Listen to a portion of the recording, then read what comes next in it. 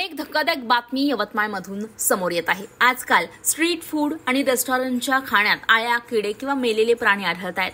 अशीच एक किळसवाणी घटना यवतमाळमध्ये घडलेली आहे। जिल्हा परिषद शाळेत पोषण आहारात चक्क आळ्या निघाल्याचा प्रकार समोर आलाय। आपण हे दृश्य तीच पाहतोय। या घटनेनं शाळेत मात्र एकच खळबळ उडालेली आहे।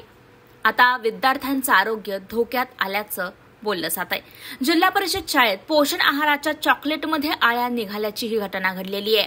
यवतमाळच्या चातारी येथील कन्या शाळेत हा प्रकार घडलाय।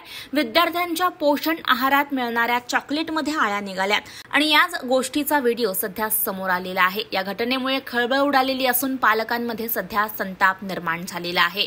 चातरीच्या जिल्हा परिषद शाळेत विद्यार्थ्यांना वाटप करण्यासाठी चॉकलेट आली, मात्र शाळेला सुट्ट्या असल्यानं चॉकलेट घेण्यासाठी 65 पालकांनी शालेय पोषण आहारातील चॉकलेट घरी नेली।